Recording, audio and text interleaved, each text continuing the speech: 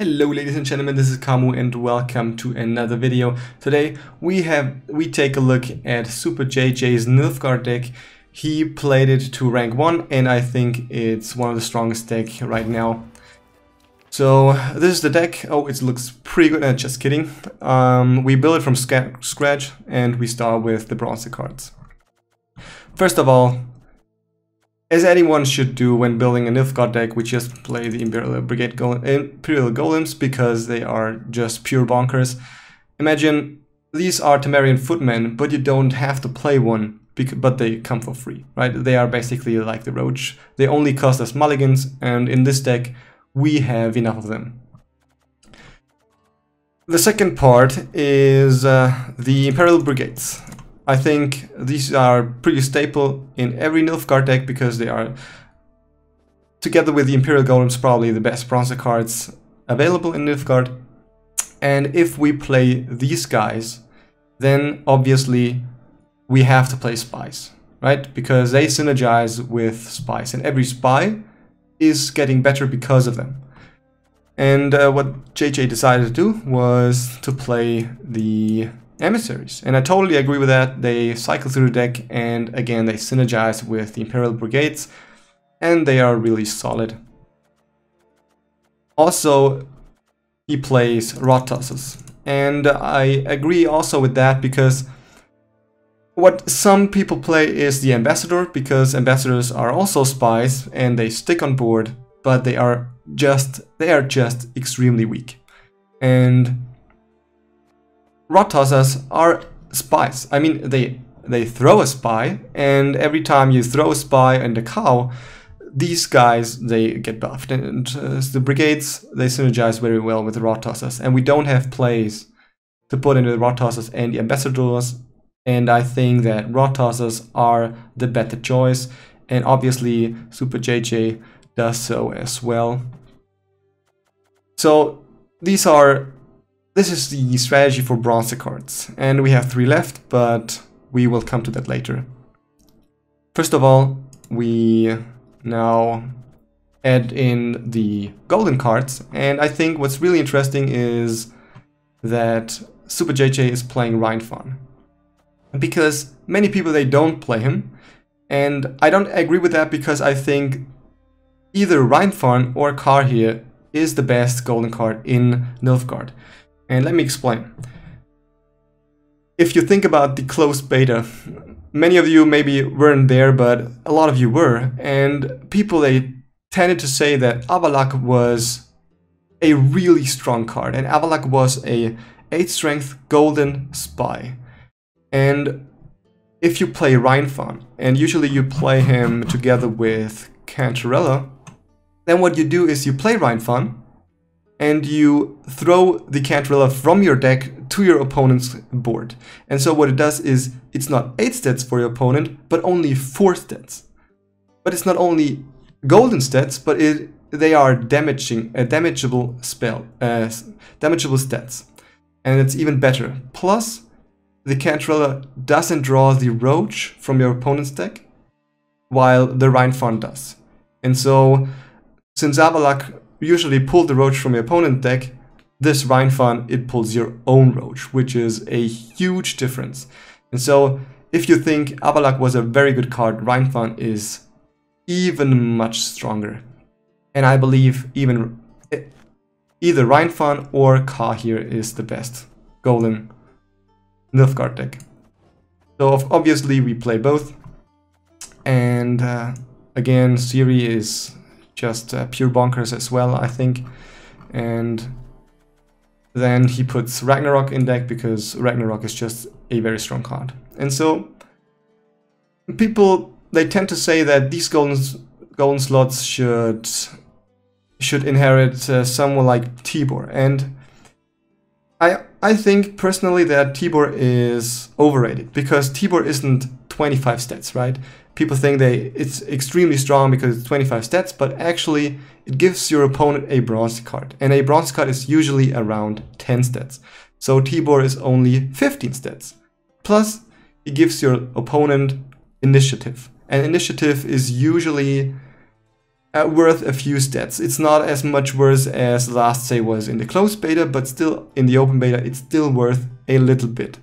And so I think Tibor only makes sense when you play Nilfgaard, because then your opponent has likelihood of not drawing a bronze card at all, and usually then you play the Borg as well.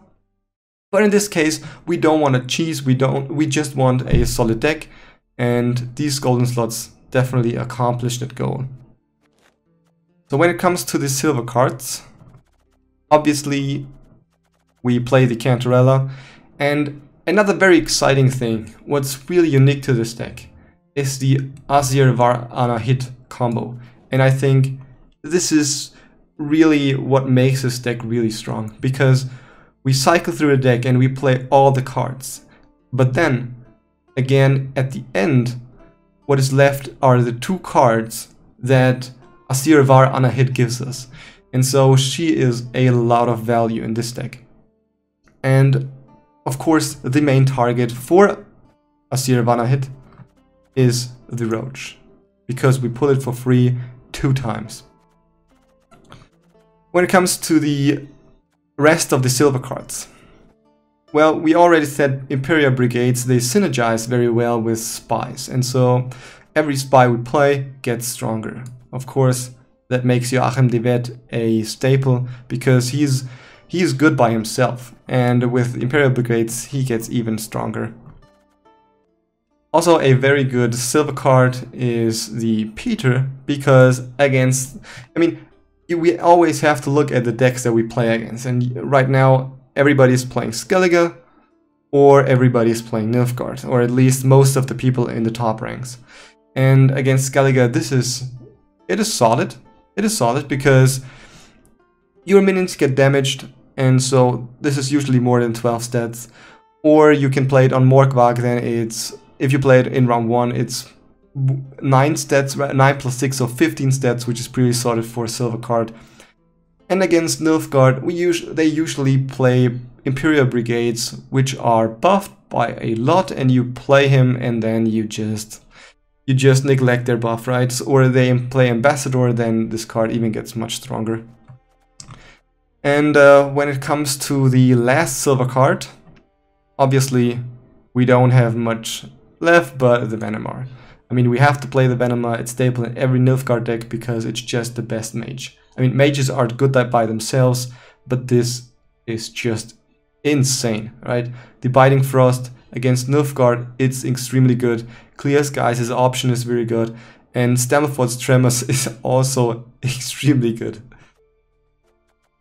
I mean, you have it optional, right? You get it whenever you want and whenever a good situation arises, so it's just incredibly good. So what's left are the 3 bronze slots. And what JJ puts in there is 1 medic. And I think 1 medic is actually, yeah, it's enough, right? Because what you want the medic for is especially against Skellige, because for example, you can revive a bear, a savage bear, and in this case your opponent can't play Freyas in that specific round anymore unless he kills it. Or, for example, Skellige only has like 1 Brock the Hunter that is buffed really strongly and not 2. And then you steal it and it's very, very good. And it's not so good against Nilfgaard, but it's decent. But you put it in there just because of Skellige. And because it isn't that good against all the other factions, you only 1 is enough. Don't put two in them, because you don't often. I mean, if you play more or multiple copies of that, they just brick, right? Maybe you play an Emissary and you have the options of taking 2 Vicovaro medics. That just sucks. So just play 1. It's fine. The other include is the Nauzicaa Standard Bearer. The Nauzicaa Standard Bearer, what it does is that it boosts one ally and reveal. I mean, what it does is it boosts 1 ally or revealed unit in your hand by 3, and it clears weather from the row. And the clearing weather from 1 row is actually pretty important right now, because again, very many people play Nilfgaard and they have the Vanhemar, and the Vanhemar can spell the Biting Frost, and then you obviously have to clear it. And as a last include, what I think is actually pretty brilliant is the Nilfgaardian Knight. And Nilfgaardian Knight, one is enough, right? One is enough because it synergizes really well with the Assire Var Anahid. Because with her, you shuffle 2 cards from your graveyard into your deck that you then play with, for example, the Cahir. Preferably the Cahir. And so, since Roach is one target, you just have to have another target. And in round 3, obviously you don't have that many spies anymore, so brigades are usually not an option, and the others are weak as well. And then you have this Nilfgaardian Knight, which is just raw 10 stats. And yeah, it's really good. And you only have to have one because it just lies there in the graveyard and you can then shuffle it back to your deck. So yeah, this is the deck. This is SuperJJ's deck. He played it to rank 1. And I think it's really solid. It's break even against Skellige. It's good against Nilfgaard and in the mirror, and it's really good against anything else, right? For example, against Spelta L, I never lost with this deck, and I think it's just incredibly good against these type of decks. And yeah, I think obviously it's extremely solid and consistent because of the spies, because you always draw your complete deck, and that makes it really consistent. And yeah, I think that this deck is one that you should play. And so let's dive in now in some gameplay. Okay, so here we play our first game, and we play it against Northern Realms, which is a rare case actually. Well, of course, with the Imperial Golems, we don't want to have them in our starting hand. And we want the silver slots and the golden cards. And we want the emissaries, right? Let's just take a look at them. Try to find them. Okay. And obviously, we also would prefer to have the Rainfarn in the hand. Let's just play the leader. Obviously, we place the leader always in the front row and on the top right, because if our opponent plays Skellige Storm, this will neglect its strength. Just do that. Usually, let's place it in the back row. Let's take the Ratas. Well, here this time I play with the... Yeah, I don't want to draw the Roach, right? Oh. Okay, so, wow. Very good. Very, very, very good. Just as I said it. Yeah. Okay. So, this time I play with the Gwent tracker, just because this deck is... it's really hard to track the bronze cards, and I think for you it's very good if you see what's left in the deck. So, okay, so he played Rain, which is really sad now. Let's just play something that's not in this front row. I mean, now, what you can see is that the Nauzicaa standard bearer, right? We would obviously keep it in our starting hand because it's really good as an option, right? To clear the weather from one row. Okay. So we could clear the weather with Vanhemar, and the question is if we actually should do so.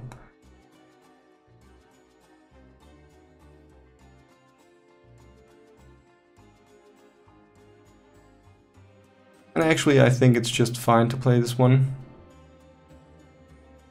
Hope that we get another... Yeah, this guy, right? That's great.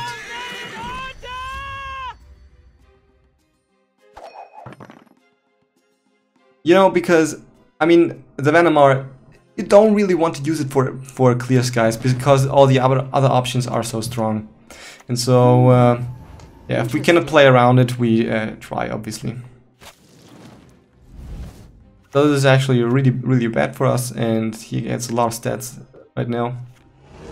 The hard porn star. Best name ever. Okay. Now we are 23 cards, 23 points behind, which is that's really mad. It's really bad.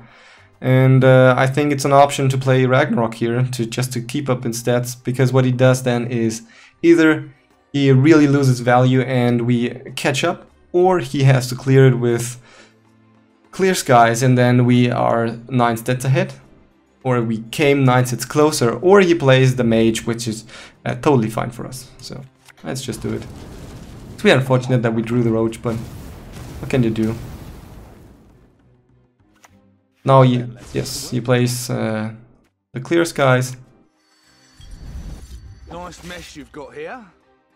Okay, and it seems like this deck, I actually have never seen it before, but it really seems like to stagger up in round 1, and I actually think that it probably uses Reaver Hunters, so we definitely should not give up the round 1 too fast, because everybody who's playing Hellset is playing this Reaver Hunter stuff that I really don't like actually, but that only means that we have to push it to the end, because there is no way we can afford having him round 1 and being able to set up the combo in round 3. There's no way. So we just play it to the end.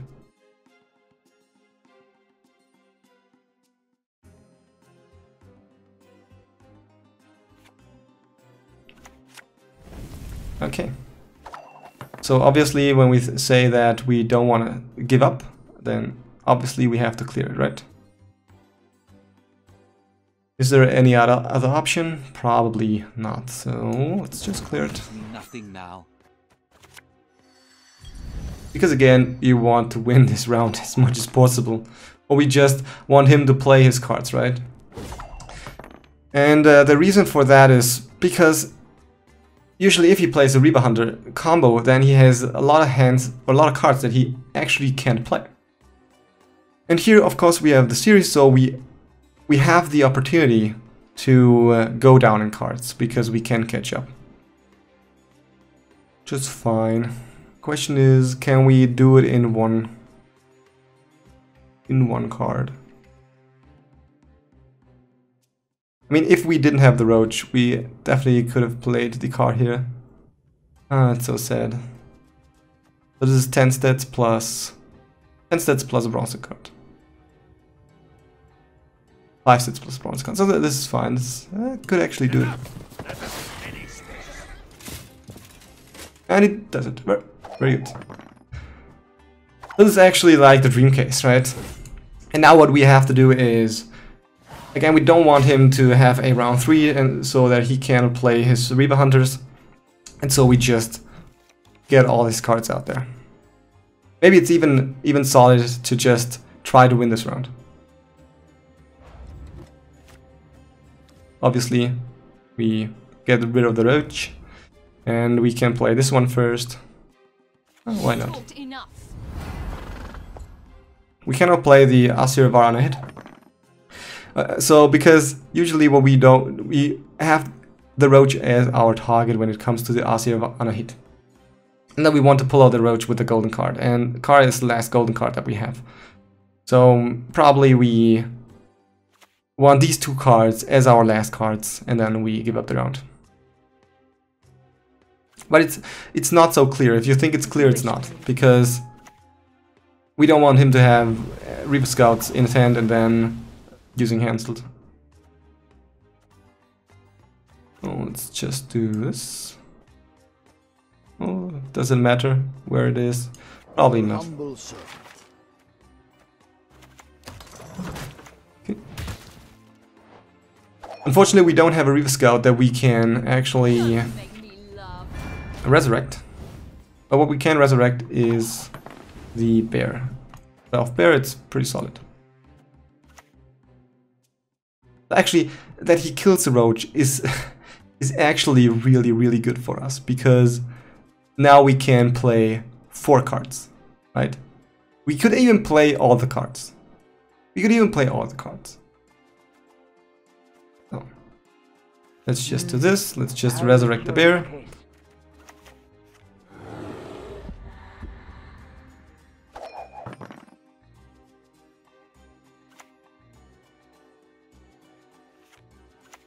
Let's go.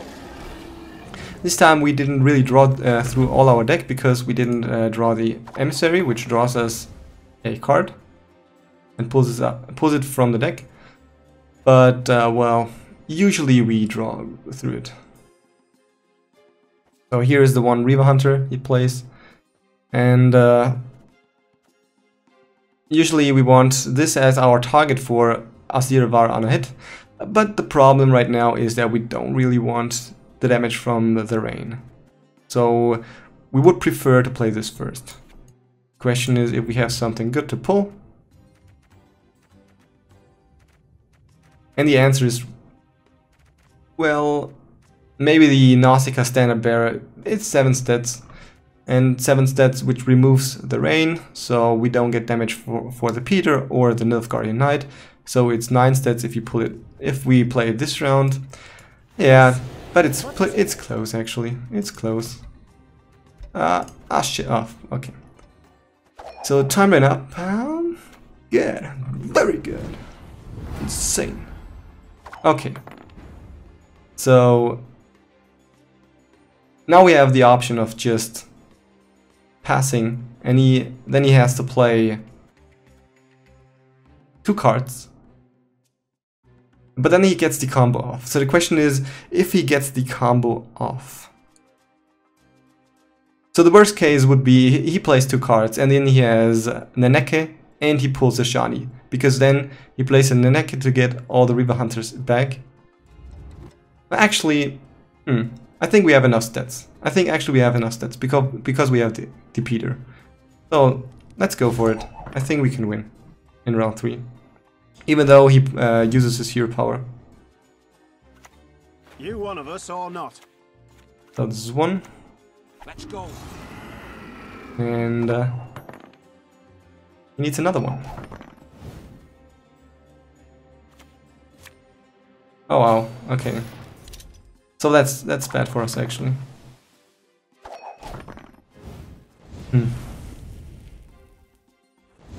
Yeah, I don't really agree with playing Shackles. I think Shackles is just it's just terrible. It's just terrible. I mean, I can see the reason why he's playing Shackles is because he is afraid of Tibor, and so he can play the Borg into Tibor. But I don't think it's good at all. Question is, should we mulligan the Imperial Brigade to get the Emissary? The problem is we really don't want to get the Roach. And probably we shouldn't, because we can pull the Emissary with the Cahir, or just get the Rod Tosser with the Cahir. It actually doesn't matter if we pull the Emissary or the Rod Tosser, but I think we actually should play the Rod Tosser probably. Okay, so he played the Spy. So, which means that now probably he definitely has the combo, right? It must triumph. But we still have Last Say. Blind, greedy fool. Okay. So he has 4 of them now. 4 of them means, I don't know, maybe 70 stats? 70? Something like that. It's... yeah, something like that, right? Let's go. It's 7, it's 9, then it's 12, I imagine, then it's 16. So 16 for everything. Yeah, it's just stupid. But we could try actually to kill one. Or kill more of them. Oh, that's okay, that's fine. That's good, I think. To get this out, he plays hopefully 1 in the front row to maximize the stats that he gets. Okay, he doesn't. That's sad, but okay. Because we could have just played the Rod Tosser, right? And then just win the game by that. Okay, so that was the first game. I will record another video, which I will show you right now. Okay, so here we are in the second game against the Cookbook Maker, who is obviously German and rank 53 right now, and it's a Nilfgaard mirror. So let's see what happens. So first we want to blacklist the Imperial Brigade, Imperial Golems, and what we don't want in our hand is the Roach and the Cantarella. Sorry for that sound. The Cantarella and the Roach. But we obviously want the golden card, right? So the question is if we maximize the chance of getting golden card by blacklisting or mulligan the Cantarella first. Now I would say since we have 3 emissaries, I think this is good. And then the Cantarella. Unfortunately we don't have a golden card, which is like... it's extremely bad. Because round 1 is important, and we cannot win it anymore. So now we have the mindset of losing round 1 as efficiently as possible. And then we try to win round 2, and then obviously try to get as much as we can in round 3. And we, of course, we hope that he doesn't play Tibor or something like a Nilfgaard. Because Nilfgaard is really, really bad for us. So we don't want to play the emissaries first, because we have the Imperial Golems out in the deck, and we want to get them out first. So let's play the hero power. I shall not repeat Emir's mistakes. Okay, so now we have the Cahir as an option. And that's really difficult. That's really difficult. And I don't think we take it. Don't think we take it. Because what I'm planning to do is I want to use the Cahir in round 3. Because we need it against the Tibor, and if he plays Borg, round 3 will be very tough. So the question is if we should pass now. Because we could cycle, but obviously he could so too. And then we lose with 1 card ahead, which is below average. But again, we don't have any golden cards, which is really sad. But maybe we should just increase the chances of drawing one. And he plays Rotas, so which is likely that he plays the same deck that we play. Right, this is JJ's deck. Obviously this is annoying, but whatever. A shame I have no time. Discipline. That is what you folk lack. I mean, I place it on the right just because it doesn't really matter. Because this deck, it doesn't play Skellige Storm. Now we can decide, do we use the Standard Bearer to rescue 1 Imperial Golem? Or not? And I don't think that's good at all, because the real problem will be that he plays his Vanhemar, and then he just kills our front row. And then we have to get rid of the Wett. Actually, this is pretty good, because now we have the initiative. So he has the mage, or not. If he has the mage, we don't want him to play the Biting Frost on the front row. Right? But anyway, actually, it's pretty difficult, but definitely we need this, right? We need this and this, because with this one, we definitely want to play Biting Frost. The question is, if we wait for his mage to deploy, then clear the weather, then play the Biting Frost, or if we play Biting Frost ourselves, so he has to negate it with the mage. But I think we have some time. We have some time. We can just wait. But now we are planning to play Biting Frost, and so we should place all the spies in the front row. Please wait, Your Excellency. That's what we do. Behind. Okay.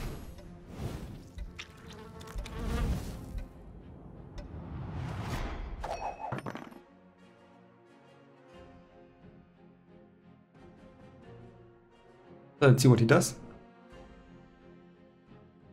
Actually, now that he drew the Nauzicaa Standard Bearer, we actually have a decent shot, even though we don't have the golden cards. Because just we can manipulate the gameplay. Right, with the Mage and the Biting Frost and the Nauzicaa Standard Bearer. So again, really the question is, does he play the mage or not? And we definitely hope that he doesn't have it in his hand. I mean, he definitely plays it, but maybe he doesn't have it. But let's just wait a little bit longer, just to maximize the stats with Biting Frost. I'm falling behind. We can't resurrect anything, so we play this one. We don't have to care about Igni because this deck doesn't play Igni, right? That's the problem if you net deck, because if you net deck, then you actually net deck is fine until you are at the like top 10 or top 5, because then the people, they know exactly what deck you're playing. Actually, this guy, he's playing.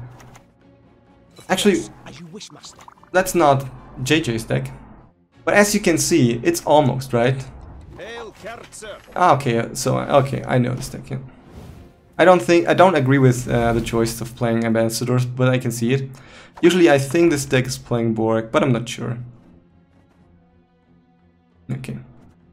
I should just forget what I'm saying. Just net deck it like crazy. So we only have one bronze card left. Question is, should we play the Biting Frost now?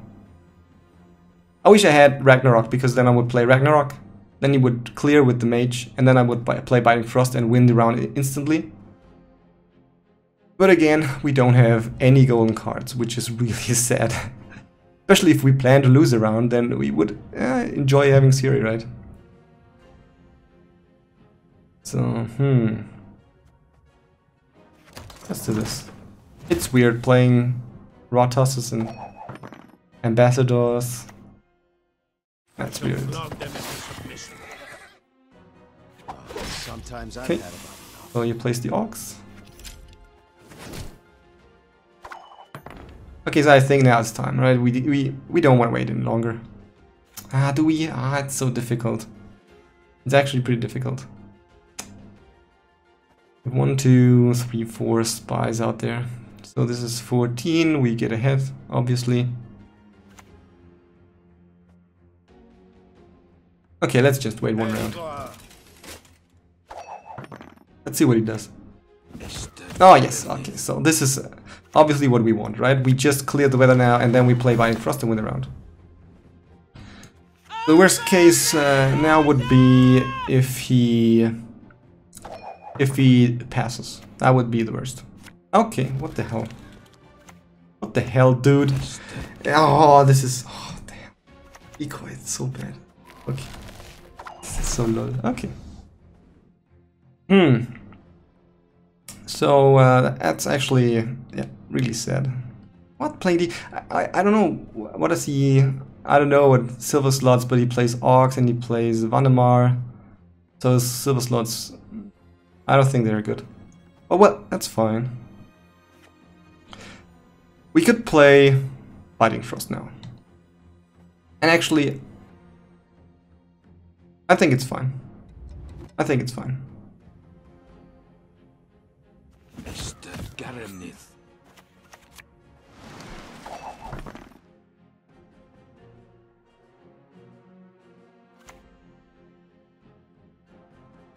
But again, we don't have golden cards, right? Well, we definitely should draw them now. Very soon, at least. Okay, now that we played this guy, the reason why I played this guy was because Vanhemar hasn't a lot of value in round 2 and round 3. And so I saw him as a very bad card in my hand. And I want to get rid of him and want to trade it with something of his cards, which I would imagine is stronger. And that's why I played him, and I got rid of the Peter Saar Gwynleve, which is really good, actually, because this card is absolutely solid, especially if he sees that I have Joachim de Wett. I think he shouldn't have played it. Maybe it just has the golden combo of Tibor and such. But we... 2, 3, 4, 5, 6, 7, 8. Yeah, we could just play the Rod Tosser.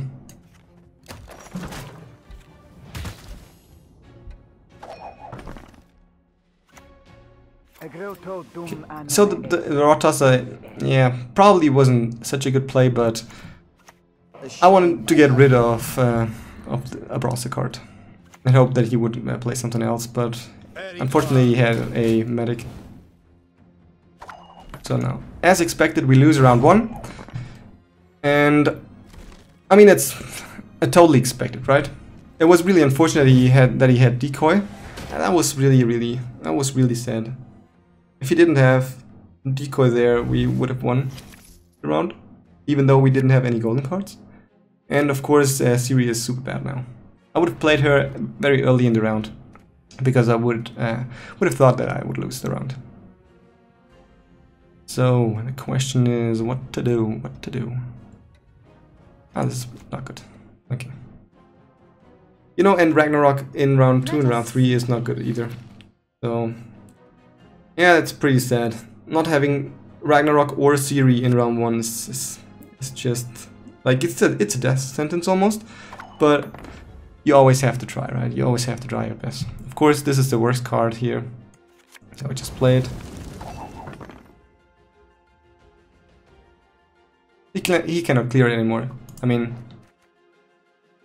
the only way to clear it is playing Assire on. Wow, he has what? He has first.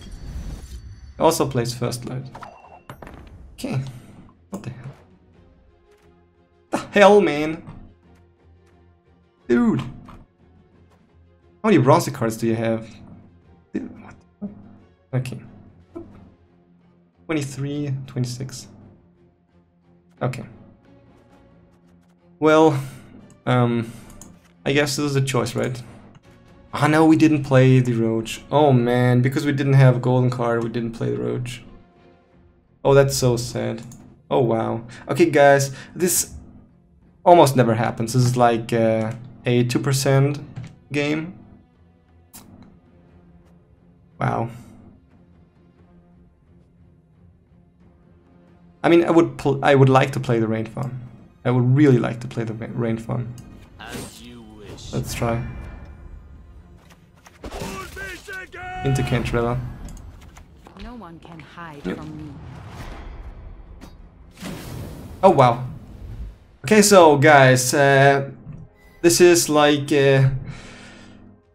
happening to all the Europeans right now. It's oh man. Very nice.